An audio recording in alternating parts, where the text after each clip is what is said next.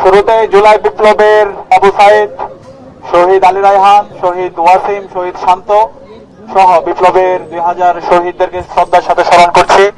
আল্লাহ পাক সুবহানাহু ওয়া তাআলা সকল শহীদদের জান্নাতুল ফেরদৌসের মেহমান হিসেবে কবুল করুক, আল্লাহুম্মা আমিন।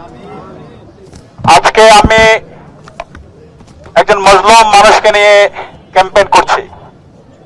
দীর্ঘ ফ্যাসিবাদী আমলে আমাদের আরমান ভাই 8 বছর গুম অবস্থায় ছিল।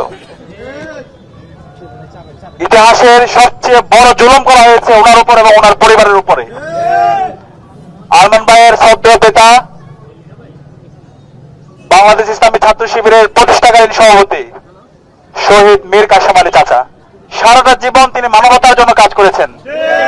এই অঞ্চলের মানুষের মুক্তির লড়াইয়ের নেতৃত্ব দিয়েছেন। শহীদ মীর কাসেম আলী শুধুমাত্র বাংলাদেশের নেতা ছিল না, সারা বিশ্বের মুসলিম যুবকদের নেতা ছিলেন।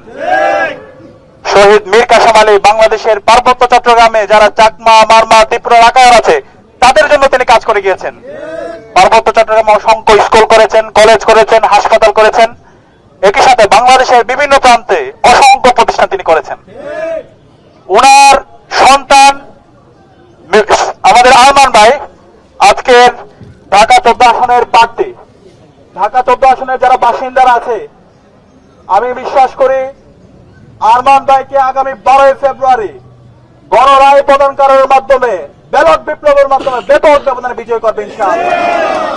আমি কথা দিচ্ছি আরমান ভাই আপনাদের যে অধিকার, প্রত্যেকটা অধিকার আপনাদের কাছে ফিরে দিবেন ইনশাআল্লাহ।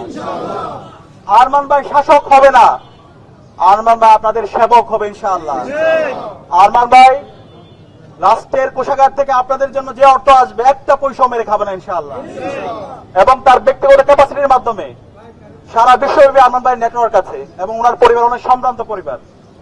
সরকারি কোষাগার থেকে যা আসবে তার বাইরেও বহুগুণ বেশি ফান্ড তিনি আপনাদের জন্য নিয়ে আসবেন ইনশাআল্লাহ। গত 55 বছর জুড়ে এই ঢাকা 14 আসনে যে মাফিয়া তন্ত্র তৈরি হয়েছে, চাঁদাবাজি, মাদকের যে সিন্ডিকেট তৈরি হয়েছে, ইনশাআল্লাহ এক মাসের মধ্যে সকল সিন্ডিকেট ভেঙে দিবেন ইনশাআল্লাহ। আমরা আশা করব ইনশাআল্লাহ এই ঢাকা 14 আসনের যারা ভোটাররা আছে সবচেয়ে বড় ব্যবধানে আগামীর বাংলাদেশের প্রধানমন্ত্রী ডাক্তার শফিকুর রহমানকে এই আসনটি বাদ দিবে ইনশাআল্লাহ। আপনারা কি পারবেন ইনশাআল্লাহ?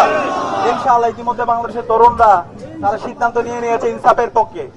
বাংলাদেশের জুলাই বিপ্লব পরবর্তী 5টা ক্যাম্পাসে ছাত্র সংসদ নির্বাচন হয়েছে। ডাকসু দিয়ে শুরু হয়েছে, জকসু দিয়ে আপাতত শেষ হয়েছে।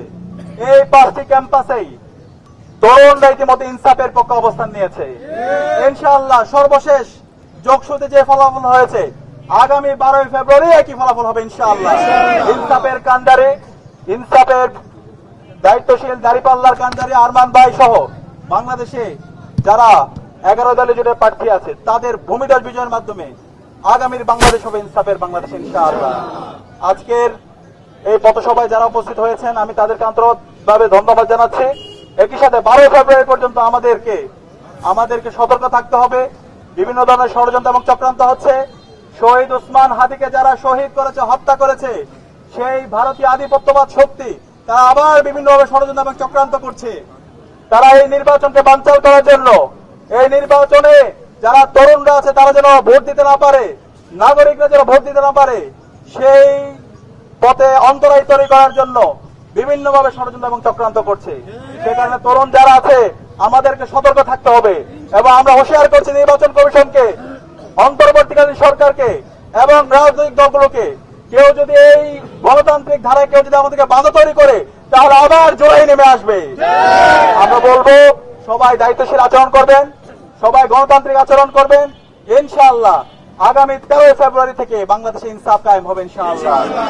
সুস্থ ধারার রাজনীতির মাধ্যমেই যারাই নির্বাচিত হবে তারাই আগামীর বাংলাদেশ, তারাই নেতৃত্ব দিবে ইনশাআল্লাহ। আজকের এই পথসভায় যারা উপস্থিত হয়েছেন সবাইকে আন্তরিকভাবে ধন্যবাদ জানিয়ে, এবং আমিরে জামাতের যে বাণী, এই নির্বাচনের মাধ্যমে আমরা জামাত ইসলামের বিজয় চাই না, আমরা কোন একক দল অথবা বর্গের বিজয় চাই না, আমরা বাংলাদেশের 18 কোটি মানুষের বিজয় চাই ইনশাআল্লাহ।